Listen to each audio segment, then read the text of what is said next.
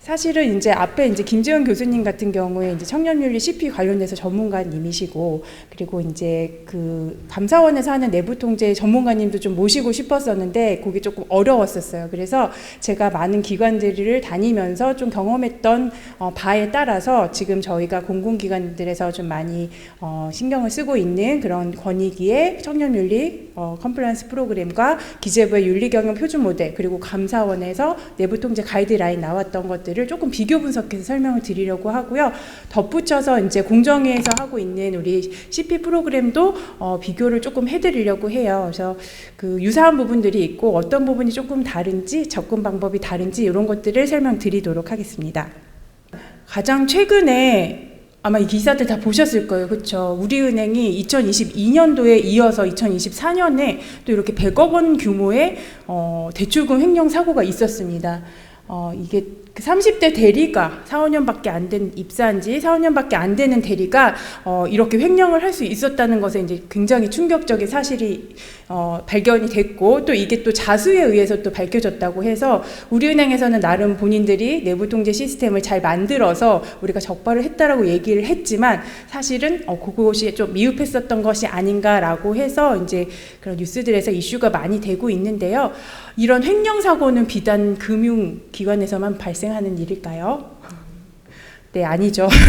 제가 기사를 많이 찾아봤는데 최근에 이런 기사가 있더라고요. 우리 그 김해시에서 114개 업체가 15건 이상 수의 계약을 했다. 전체 그 비중이 53%였다라고 해서 일감 몰아주기 의혹, 그다음에 1인 수의 계약으로 어떤 한 업체에서 61건을 또 계약을 했고, 이런 다양한 일감 몰아주기나 수의 계약에서의 부정 비리 발생이 최근에 6월 달에 좀 진행이 됐었던 사례가 있었습니다.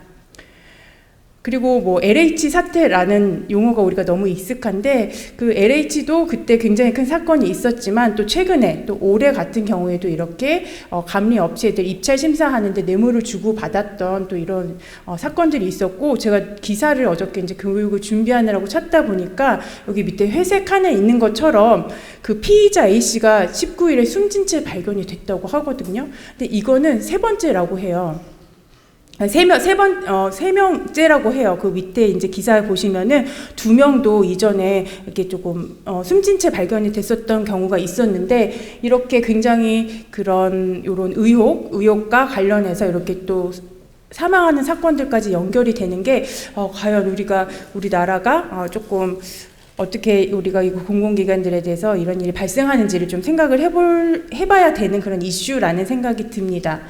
그리고 뭐 이런 사건들도 많이 있었던 것 같아요. 뭐 수탁 사업비를 좀 빼낸다든지, 그래서 뭐 개인의 대출금을 갚는 데 쓴다든지, 아니면 뭐 카드빚 아니면 도박 빚을 갚는 데 쓴다든지, 이런 기사들도 왕왕 나오는 것 같고요.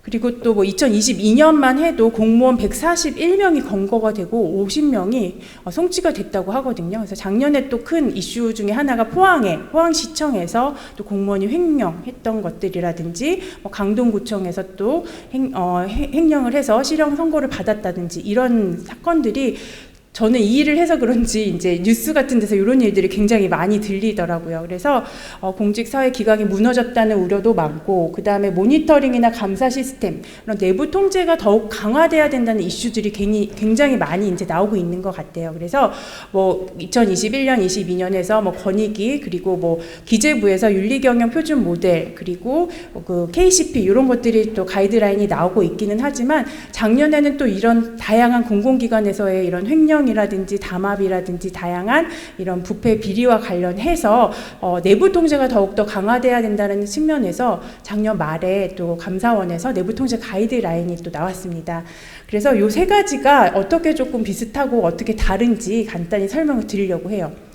어떤 그 EY 컨설팅이라는 컨설팅 업체에서 이제 조사를 했는데, 그런 우리 회사에서도 횡령이나 부정사건이 발생할 수 있다라는 질문에 그 뭐 회계나 감사나 이쪽에서 일하시는 분들이 38%나 가능하다라고 대답을 했다라고 하거든요.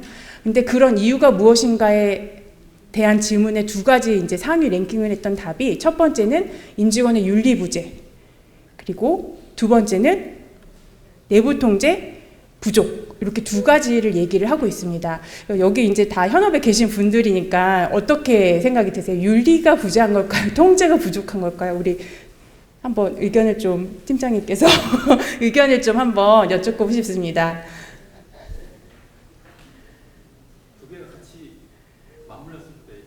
네, 두 개가 맞물렸을 때 통제가 좀 미흡한데 개인이 막 일탈을 하려고 마음을 먹거나 그렇죠, 맞아요, 정답인 것 같고요. 제가 우문현답이었던 것 같습니다. 네, 네, 맞습니다. 그래서 이 두 가지 부분이 굉장히 중요한 것 같고, 오전에 계셨던 분들은 아마 그 윤리와 관련해서 이제 강의를 들으셨고, 지멘스 사례에서도 결국에는 개인들의 윤리 부분이 굉장히 중요하다는 것을 아마 느끼셨을 거예요.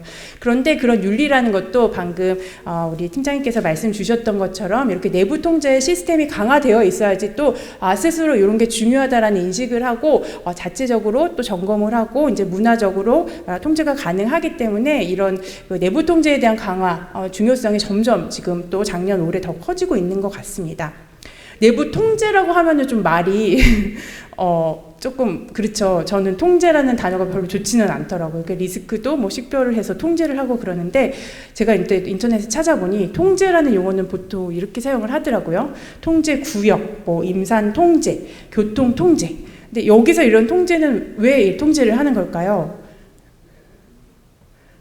네, 제가 대답을 하겠습니다. 그래서 이게 뭔가 위험이 생길 수 있고 사고가 생길 수 있기 때문에 지금 통제를 하는 거잖아요.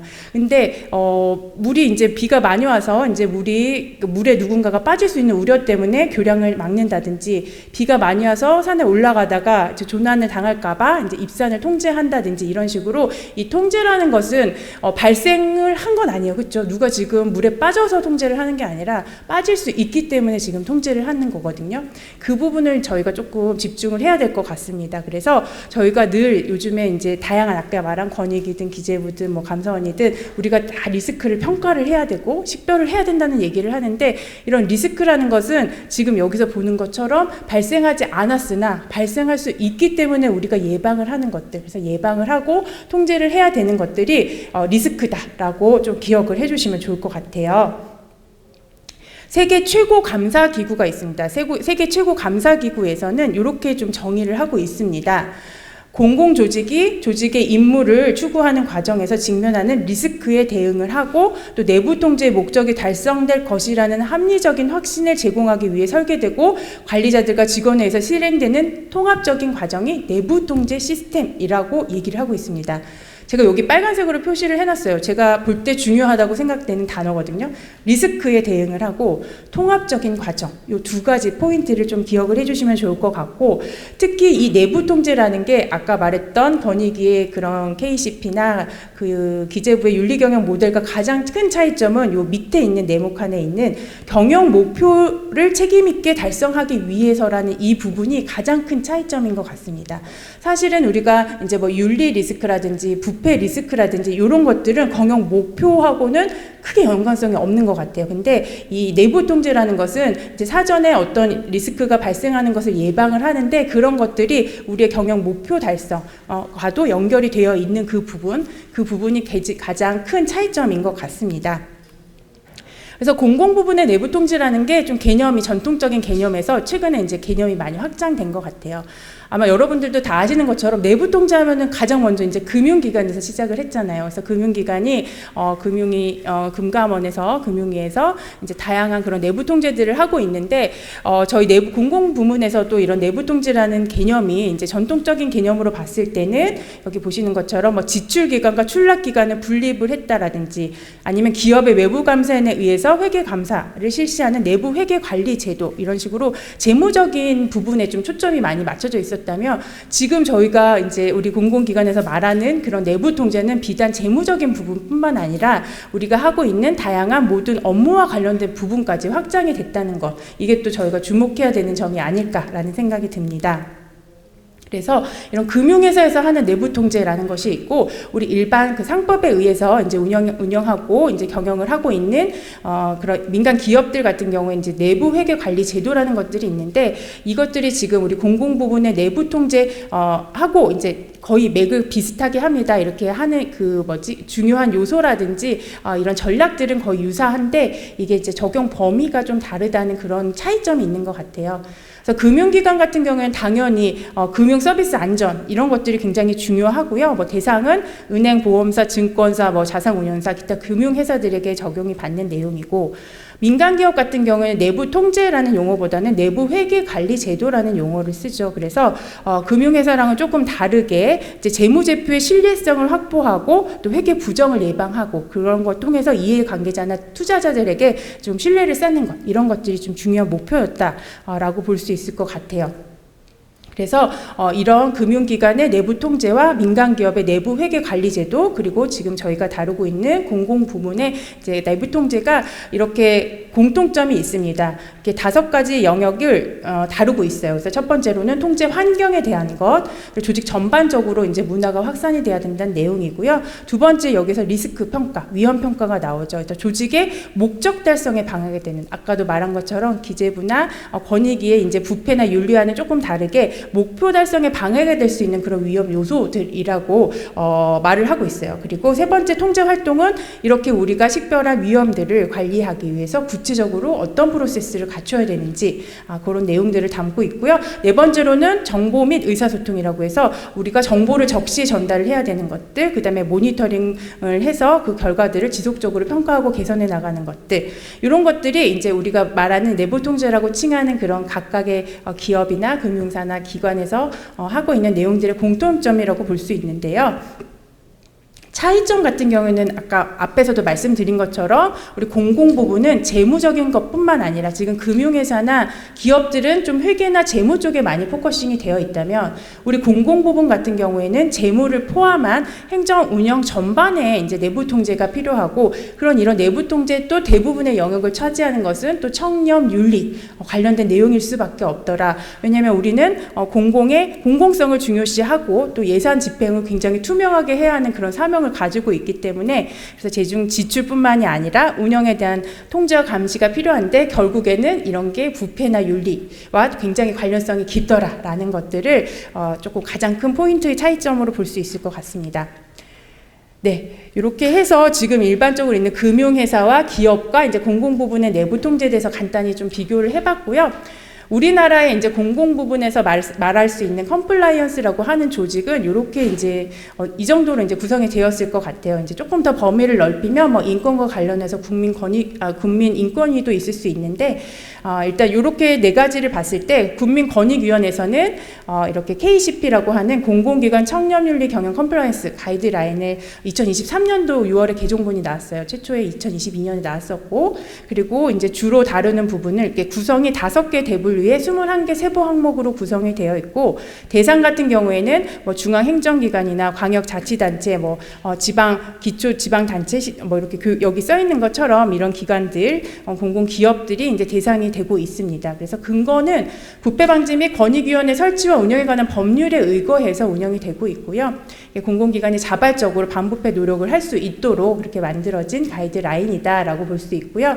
기획재정부에서도 거의 유사하게 나와서 이게 너무 중복되는 게 많고 공공기관들이 업무하는데 너무 애로사항이 많지 않을까라는 걱정과 우려로 이제 나왔는데, 공공기관의 윤리경영 표준 모델도 있었습니다. 기획재정부에서 만든 표준 모델이고, 요거는 이제 2021년 12월에 이제 처음으로 배포가 됐는데 6개의 핵심 요소랑 10대 원칙이라는 것으로 만들어져 있는데, 제가 뒷부분에서 보여드릴 건데 권익위의 KCP랑 내용이 크게 다르지 않습니다. 크게 다르지 않지만 이것을 좀 워딩이나 이렇게 구성을 조금 달리 했다라는 것들을 좀 볼 수 있을 것 같고요. 대상은 조금 다릅니다. 근데 공기업이나 준정부기관이 이 표준 모델이 적용되는 대상이더라라고 봐주시면 될 것 같고요. 그다음에 감사원에서 이제 또 작년에 내부 통제 가이드라인을 이제 내놨는데, 이것은 이제 공공 부분이 대부분이 이제 다 포함이 되죠. 모든 공공 부분이 다 포함이 됩니다. 정부 부처까지 포함이 되고요. 5가지 구성 요소, 17가지의 원칙, 그리고 56가지 세부 원칙 이런 것들로 구성이 되어 있습니다. 그래서 이거 같은 경우에는 공공기관 운영에 관한 법률이 좀 가장 중요한 대상이 될 수 있을 것 같고요. 공공기관의 재무적인 투명성뿐만 아니라 공공기관으로서의 책임성도 굉장히 중요하고, 그리고 그 기관의 이제 사업의 그런 목적과도 연관성이 있다는 것, 그런 부분들이 이제 내부 통제 가이드라인에 담겨져 있는 내용들이다 보시면 될 것 같고요. 지금 바로 이제 세션 1에서 진행하고 있는데, 공정거래위원회에서 또 이제 공정거래 자율준수 프로그램이라는 것을 운영을 하고 있죠. 그래서 이게 도입된 지는 거의 오래됐어요. 20년이 다 돼 가는데, 사실은 이제 실효성 부분 때문에 이제 기업들에서 최초에 2000년, 2010년 이럴 때 도입을 했다가 이게 굉장히 관리하기는 어렵고 이게 실효성에 의문이 있어서 이제 뭐 도입만 하고 홈페이지는 올라가 있는데 실제로 운영을 하지 않는 기업들도 상당히 많았거든요. 근데 올해 6월 21일부터 이제 공정거래법이 개정이 되면서 이제 이런 컴플라이언스 프로그램, 공정의 컴플라이언스 프로그램을 갖추고 있는 기업들의 어떤 공정거래법과 관련된 위반 사항이 발생했을 때 이제 감형을 해주는, 이제 과징금을 낮춰주는 그런 인센티브들이 법제화가 됨으로 인해서 지금 많은 기업들에서 이제 이런 공정거래 자율준수 프로그램에 대해서 다시 또 많은 관심을 가지고 계신 것 같고, 그래서 아마 이 옆쪽에는 이제 기업에서 오신 분들 아마 옆에서 요거에 대해서 또 많이 듣고 계시리라고 보입니다. 그래서 이 공정위에서 말하는 이런 컴플라이언스 프로그램은 조금 모습이 다르기는 해요. 뒷부분에서 다시 한번 설명드리도록 하겠습니다. 네, 방금 드렸던 내용을 저희 좀 넘어가고요. 네, 그래서 감사원에서 이제 가이드라인을 배포한 내부 통제 같은 경우에는 원래 법적인 의무죠. 그래서 예전부터 우리가 내부 통제를 해야 했었던 게 맞는데, 왜 작년 말에 내부 통제 가이드라인이 새롭게 나왔느냐, 이 부분에 좀 주목을 해야 될 것 같고요. 그 이유는 제가 첫 번째 시작하는 서두에서 보여드렸던 것처럼 비단 금융기관뿐만이 아니라 공공기관에서도 다양한 유형으로서 뭐 횡령이나 아니면 다양한 부정들이 발생을 하기 때문에 이런 것들을 우리가 내부적으로 좀 더 잘 통제를 해야 되겠다라는 그런 그런 의미에서 이제 시책들이 이제 계속 나오고, 이런 가이드라인도 조금 나왔다라고 볼 수 있을 것 같습니다. 그래서 뭐 이렇게 내부 통제 가이드라인은 다 법적인 의무가 되고, 또 경영평가에서도 중요한 평가 부분이기 때문에 우리 기관들에서 굉장히 놓칠 수 없는 부분이고, 그래서 이제 작년에 이렇게 내부 통제 가이드라인이 나와서 그런 건지는 모르겠는데, 한 3년 전에는 이제 공공기관들의 ESG 관련된 부서가 엄청 많이 생기더라고요. 그래서 막 ESG 혁신팀, ESG 경영부 해가지고 이제 공공기관에 ESG 부서가 많이 생기다가 요즘엔 좀 주춤한 것 같아요. 그리고 또 없어지기도 하고, 대신에 이제 준법 지원실 이런 것들이 생기더라고요. 예전에는 이제 감사와 윤리가 있고 이제 준법과 관련된 부분이 별도로 없는 그런 공공기관들이 많았었는데, 올해는 제가 이제 다 많은 곳들 다니고 이제 이번에 그 어워즈 심사를 할 때 보니까 이렇게 여러 가지 내부 통제라든지 윤리와 관련된 그런 영역, 또 어떤 기관은 감사까지도 또 포함을 하는 경우들도 있어요. 그렇게 해서 이렇게 뭔가 그 내부 통제를 좀 강화하겠다는 의지의 표명에 그런 준법 지원실, 내부 통제팀 이런 것들이 지금 작년 말 올해 초 이렇게 좀 많이 생기는 것 같습니다. 그만큼 그렇게 내부 통제가 중요해지고 있는 것 같습니다. 네, 그래서 이제 앞에서 계속 설명드렸던 이제 KCP를 먼저 간단하게 말씀을 드리면, 이렇게 구성 체계가 5개로 되어 있어요. 여기 뭐 환경 조성이니 부패 리스크 매핑, 리스크 평가, 관리, 모니터링, 제재, 인센티브 이렇게 되어 있는데, 뒤에 나오는 것도 다 동일합니다. 우선은 환경을 분석을 해야 되는 거죠, 그렇죠? 우리 내부 외부 환경이 어떻게 변하는지, 그리고 기본적인 이런 전담 조직이나 절차, 체계들을 갖춰야 된다는 것들, 그리고 우리 기관에서 발생할 수 있는 리스크들을 식별을 하고 평가하고 관리를 하고, 그리고 재발 방지를 하고 또 개선을 하고 평가를 하는 그런 작업들이 이제 쫙 나와 있는데, 여기 KCP에 나와 있는 것 중에 조금 특징적인 것은 여기 제재와 인센티브 부분이에요. 이제 다른 그 윤리 경영 표준 모델이나 내부 통제에서는 이렇게 제재나 인센티브를 별도로 집중적으로 다루고 있지 않은데, 이 권익위의 KCP 같은 경우에는 이 부분이 조금 우리가 주목해서 봐야 되는 부분인 것 같고요. 그다음에 지금 제가 오늘 말씀드린 이런 모든 것들이 결국에는 우리가 ISO라고 하는 국제표준화기구에서 만든 이런 부패방지 경영 시스템, 규범준수 경영 시스템에 있는 그런 요구사항들이랑 거의 한 80% 90% 정도가 이제 동일하게 겹치고 있어요. 그래서 이런 시스템에 대한 우리가 이해를 기관에서 하고 있다면 이런 KCP라든지 윤리경영 표준 모델, 내부 통제 이런 여러 측면에서도 좀 접근이 쉽게 할 수 있을 것 같다라는 생각이 들어서 이렇게 ISO 요구사항들이랑도 좀 비교를 해봤는데, 여기다 제가 처음에는 이제 뭐 항목의 명칭을 다 썼다가 너무 많아서 이제 지우긴 했는데, 결국에는 이제 리더십이 굉장히 중요하다는 얘기거든요. 그래서 리더십이라는 게 리더가 의지를 표명하는 게 굉장히 중요하다는 얘기들이 있고요. 그 다음에 이제 이거는 주간 부서만의 일이 아니라 전사 차원에서 이루어져야 되는 일이기 때문에 대내외 의사소통이 중요하다는 그런 내용들, 그리고 이제 리스크라는 것은 식별이 됐으면 그것을 우리가 평가해서 어떤 리스크가 높은지 낮은지를 평가를 해서 올해 중점적으로 관리할 리스크를 도출해서 경감을 하기 위한 계획을 세우고, 이런 것들이 이제 우리 KCP에서 나온 내용들과 이런 ISO에 있는 요구사항이라는 이제 뭐 5.1항, 5.2항 이런 건데 나와 있는 내용들이 거의 이제 유사하더라라는 것들을 좀 보여드리고요. 제가 여기다 담지 못했는데 제가 이렇게 전체적으로 비교한 거 뒤에서 보여드릴 거고, 요거는 제가 담지 못해서 나중에 혹시 메일을 보내주시면 제가 자료는 다시 보내드리도록 할게요. 두 번째로는 윤리경영 표준 모델입니다. 그래서 기획재정부 윤리경영은 이제 부패랑 조금 유사한 부분도 있지만 또 이제 윤리라는 측면에서 조금 다른 접근 방법이 있을 수는 있어요. 그래서 부패 리스크라는 것과 윤리 리스크라는 게 이제 식별을 하다 보면은 한 70% 이상은 좀 겹치는 것 같아요. 근데 이제 30% 정도는 이제 고유의 영역들이 있는데, 이 윤리경영 표준 모델의 특징은 체크리스트 형식으로 나왔습니다. 그래서 거의 300개 정도 되는 체크리스트로 우리가 여기 있는 10대 추진 원칙들을 잘 이행하고 있는지를 좀 점검할 수 있게 되어 있는 게 조금 다른 것들과의 다른 가이드들과의 차이점이라고 볼 수 있을 것 같고요. 앞에서 봤던 것처럼 경영진, 경영진의 리더십 이런 것들이 중요한 게 동일하고요.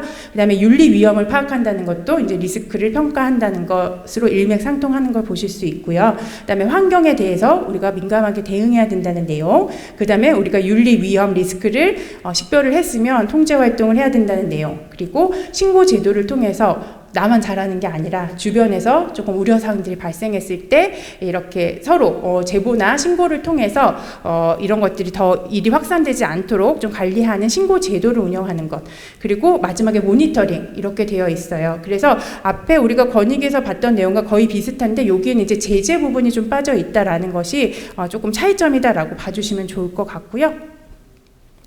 네, 그래서 이것도 근데 마찬가지로 37001이라는 것은 부패 방지 경영 시스템입니다. 그래서 국제표준화기구에서 말하는 부패 방지 경영 시스템과 있는 그런 요구사항들 항목들과 거의 한 80% 이상 동일한 내용으로 구성이 되어 있더라라고 봐주시면 좋을 것 같고요. 대신에 부패라는 용어랑 이제 그 개념과 윤리라는 개념의 한 30% 정도의 차이점에 대해서만 이제 윤리 영역, 고유 영역에 이제 식별이 조금 더 필요하더라라는 그런 식으로 봐주시면 될 것 같아요.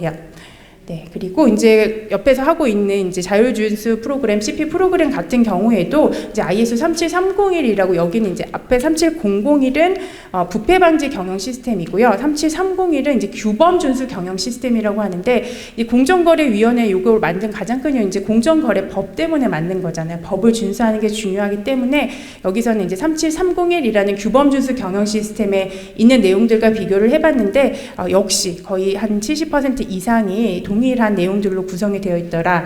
보시는 것처럼 여기 위에 또 최고 경영자라는 게 나옵니다. 늘 최고 경영자가 나옵니다. 최고 경영자가 나오고 그 다음에 이제 뭐 교육을 해야 된다라든지, 그 다음에 여기 효과성, 위험성, 리스크를 평가해야 된다든지, 그 다음에 내부 고발을 해야 된다든지, 그리고 여기는 이제 제재나 인센티브까지 포함이 되어 있는 내용으로서 이제 CP 프로그램들이 운영이 될 수 있더라. 사실은 이제 민간 기업에서 더 많이 요것에 대해서 관심이 많기는 하지만 일부 공공기관들에서는 또 이런 CP 프로그램을 도입하고 평가 등급을 받고 하는 경우들도 있고요. 아마 더 관심이 많아질 것 같습니다. 이게 법이 개정이 됐기 때문에. 네, 그래서 이렇게 네 가지 앞에서 봤던 이제 KCP 권익위, 그다음에 기재부의 이제 윤리경영 표준 모델, 그리고 그 CP 프로그램이랑 공정의 CP 프로그램 이런 것들을 봤을 때 우리가 그리고 이제 ISO 부패 방지 경영 시스템, 규범 준수 경영 시스템까지 앞에서 좀 비교해서 봤는데 이것들을 좀 종합해서 봤을 때 우리가 그 공공 부분의 내부 통제 가이드라인이라는 제정 목적과 요 앞에서 살펴봤던 그런 가이드라인과 어떻게 좀 매칭이 되는지를 좀 한번 살펴보려고 이 장표를 만들었고요.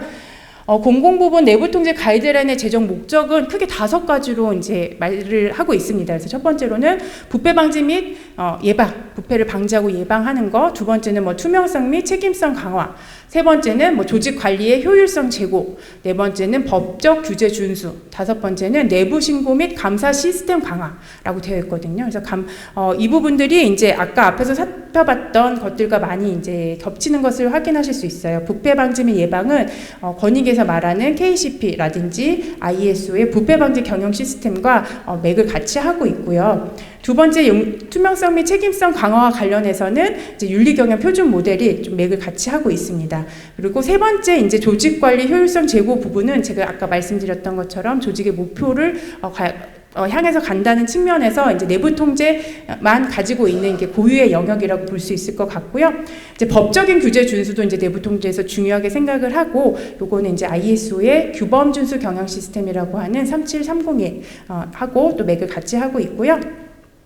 공정의 CP 프로그램도 이제 공정거래법과 관련되어 있는 내용이기 때문에 관련성이 좀 있다라고 볼 수 있을 것 같고요. 마지막에 내부 신고 아니면 감사 시스템 이런 것들, 특히 내부 신고와 관련해서는 이제 앞에서 나왔던 모든 가이드라인에 다 동일하게 나와 있죠. 이제 신고라는 것, 제보라는 것을 받고 우려를 제기를 하고 그랬을 경우에는 익명성을 보장해서 이제 우리가 그 신고 받은 내용들에 대해서 조사를 하고 징계를 하고 하는 그런 내용들로 모든 가이드라인에 좀 공통적으로 포함되어 있는 내용들이더라라고 봐주시면 좋을 것 같고요. 네, 그래서 이 부분이 이제 내부 통제에서 좀 차이점이 있었다라고 계속 말씀을 드렸고요.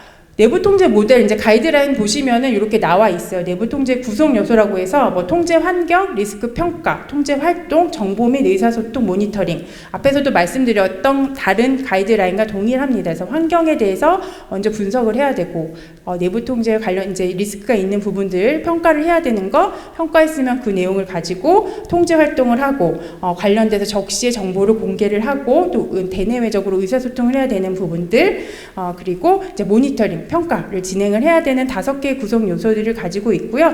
이런 게 비단 이제 회사 전사 차원이나 담당 부서에서만 하는 일이 아니라 여기 보시는 것처럼 기관 차원, 본부 차원, 그다음 운영 부서 차원, 기능, 우리 각 부서의 업무, 직무 기능이라는 이 부분까지도 다 전체적으로 적용이 돼야 되는 게 내부 통제더라라는 얘기를 보실 수 있을 것 같아요. 그리고 위에 내부 통제 목적 앞에서 봤던 내용들이 이렇게 좀 정렬이 되어 있습니다. 그래서 이렇게 봤을 때도 이 내부 통제 같은 경우에도 ISO 37301이라는 규범 준수 경영 시스템에 나오는 요구 사항들이랑 거의 비슷하게 내용들을 맥을 같이 하고 있더라라는 것을 저희 좀 파악을 할 수 있었었고요. 그래서 지금 가이드라인에서 이제 말하고 있는 범위, 필수 조건은 앞에서 봤던 그런 5가지 구성 요소와 17가지 원칙이 필수 조건이고, 이제 밑에 부분은 상황별로 조정을 할 수 있는 그런 영역들로 이제 가이드라인에 자세히 소개가 되어 있습니다. 그리고 내부 통제 가이드라인도 그렇고 KCP도 그렇고 이제 코소의 모델을 적용을 했다, 검토를 했다라는 얘기들이 많이 나오거든요. 그래서 이런 코소의 모델이라는 것이 아까 우리가 여기 앞에서 이렇게 만들었던 이 큐브 같이 생긴 이 모형과 그 내용이 거의 유사합니다. 그래서 먼저 통제를 환경을 분석을 해야 되고, 리스크를 평가해야 되고, 리스크를 통제해야 되고, 정보를 적시에 공유하고 의사소통하고 지속적으로 평가 모니터링을 하자.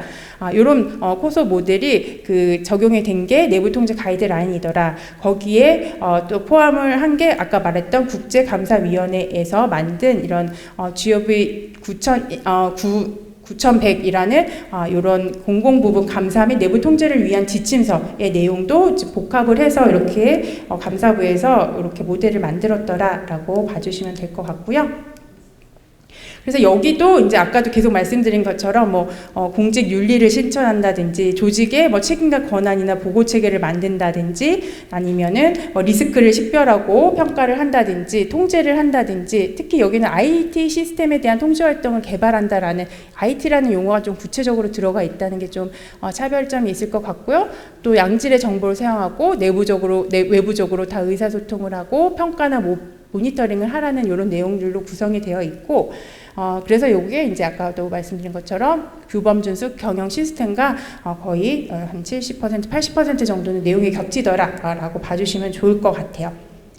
그래서 제가 이제 요거는 이제 실제 사례는 제가 이제 갔던 기간은 아니고 이제 제가 강의를 준비하면서 이제 이렇게 서칭을 했을 때 조금 우수 사례, 내부 통제 우수 사례로 물론 저희 내부 통제 우수 사례가 좀 이따 발표를 제일 우수한 사례는 발표를 해주실 건데 이제 그 외에도 이제 봤을 때 이제 뭐 한국환경공단이나 국가철도공단이나 심사평가원 이런 데서 이제 나름의 뭐 조직을 신설을 해가지고 내부 통제를 좀 그 추진 계획에 따라서 다양한 홍보를 통해서 직원들의 인식을 개선을 하고 리스크들을 잘 체크리스트를 통해서 뭐 개편을 하고 또 내부 통제 위원회를 운영을 했다라든지 이런 내용들이 좀 우수 사례로 있었던 것 같습니다. 네, 이제 시간이 지나서 요것만 말씀드리고 마무리하려고 하는데요. 아까 말씀드렸던 권익위, 기재부, 공정위 그리고 감사원에서 나온 이런 가이드라인을 이렇게 분석을 해봤을 때 거의 이제 환경과 관련된 부분, 제일 앞에 이제 초록 색깔 부분, 그다음에 부패 리스크, 윤리 리스크, 내부 통제 리스크를 우리가 식별하고 관리해야 된다는 파란색 부분들, 그다음에 리스크를 평가를 했으면 우리가 그것에 대한 통제 활동을 하든지 아니면은 뭔가 문화를 확산하기 위해 교육을 하든지 다양한 인식 제고 활동을 해야 된다는 분홍색, 그리고 이런 활동들을 했으면 분명히 효과성을 검증을 하고 평가나 아니 모니터링을 지속해야 된다는 주황색, 그리고 이제 제재나 인센티브까지 징계까지 이어지는 보라색, 이렇게 거의 네 가지가 비슷하게 용어는 조금씩 다르고 순서는 조금씩 다르지만 거의 유사하게 이렇게 포함이 되어 있더라라고 봐주시면 좋을 것 같고요. 이건 대항목들이에요. 대항목이고 거기 안에 있는 소항목들 같은 경우에도 제가 이렇게 색깔별로 이제 쫙 분리를 해봤는데 거의 내용들이 유사하더랍니다. 그래서 리더의 의지가 중요하고 리스크를 잘 식별하고 평가하고 통제하고 관리하고 그리고 우리가 모니터링도 하고 제보도 해야 되고 그 다음에 우리가 늘 개선을 하기 위한 노력을 하고 덧붙여 제재나 징계까지 이루어지도록 하는 게 우리가 말하는 이런 다양한 윤리나 내부 통제나 청렴이나 부패와 관련돼서 우리가 해야 되는 영역들인 것 같아요. 그래서 제가 아까 말씀드린 것처럼 이제 ISO라는 국제 표준화 기구에서는 이제 뭐 옛날부터 연구를 했으니 거기에 있는 경영 시스템이라는 것이 여기 모두 다 이제 포함이 되고 있어요. 그래서 뭐 ISO든 아니면 여기 4개 중에 어떤 한 개라도 우리 기관에서 제대로 파고 잘하고 있다면 아마도 이 4개를 다 잘할 수 있을 확률이 높다라는 생각이 들고요. 네, 그렇게 생각이 듭니다. 그래서 제가 시간이 좀 거의 다 돼서 여기까지 마무리를 하고 제가 요 장표들을 제가 좀 늦게 준비를 해서 못 담아서 필요하신 분들 메일 보내주시면 제가 다 보내드리도록 하겠습니다. 이렇게 해서 저는 발표를 마치려고 하고요. 네, 뒷부분은 중요하진 않습니다. 그래서 결국 리스크 관리라는 게 굉장히 중요하다는 얘기가 뒤에 있고 리스크는 발생 가능성이 있는 거예요. 이슈라는 것은 이미 발생한 건데 리스크는 발생 가능성이 있는 거거든요. 그래서 리스크라는 것을 이슈처럼 발생한 게 우리가 리스크를 각 부서에서 식별하자라고 얘기를 하면은 우리 부서 그런 일 없었는데요? 라고 식별을 안 해주세요. 근데 리스크라는 거는 이슈랑 다르다. 미래에 발생 가능성 있는 잠재적인 문제다라는 것을 꼭 직원들한테 인지를 시켜주시고 충분히 많이 발굴해서 관리를 하는 게 우리 기관이 더 선진화되어가는 과정이다라고 꼭 말씀을 해주시면 좋을 것 같습니다. 이상으로 저는 발표를 마치도록 하겠고요. 혹시 질문 있으신 분들 질문 주시면 감사하겠습니다. 질문 없으신가요? 네, 네. 감사합니다. 네. 네.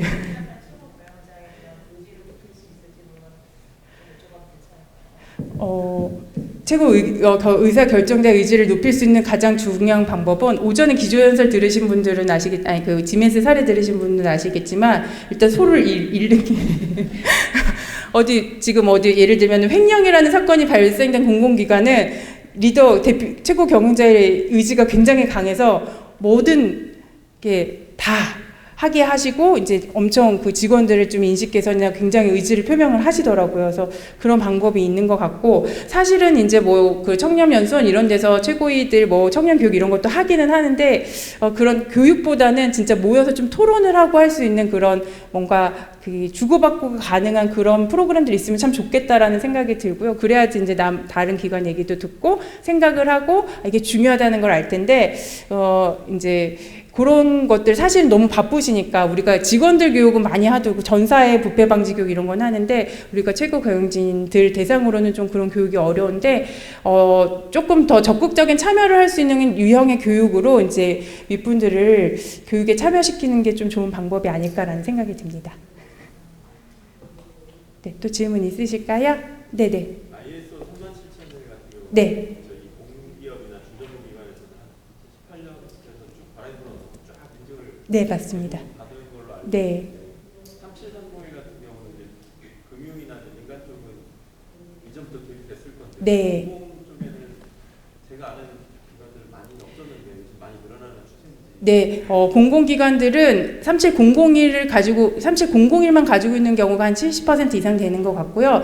그 간혹 뭐 인터넷진흥원이나 이런 데는 37301만 가지고 있는 기관들이 있고, 뭐 마사회라든지 강원랜드라든지 아니면은 이제 어떤 공공 시설관리공단들 같은 경우에는 지금 통합으로 인증을 받는 경우들도 있습니다. 그래서 사실 37001이라는 것은 2016년도에 제정이 돼서 지금 8년 차를 가고 있기 때문에 많이 도입을 하신 게 맞고, 37301이라는 규범주수 경영 시스템은 이제 2022년에 생겨서 이제 우리나라가 그 3년, 4년 정도밖에 안 돼서 아직은 그 공공기관은 많이 도입은 안 했지만 받은 기업들이 많고, 그다음에 37001을 받아서 어느 정도 고도화시켰으면 좀 더 범위를 넓혀보자라고 해서 3730에게 관심 가져주시고, 특히 좀 내부 통제가 강화되면서 이게 또 이제 뭔가 지켜야 되는 그 좀 의무사항들과 관련이 있기 때문에 또 조금 관심이 한 작년, 재작년보다는 올해는 더 늘어난 것 같습니다. 네.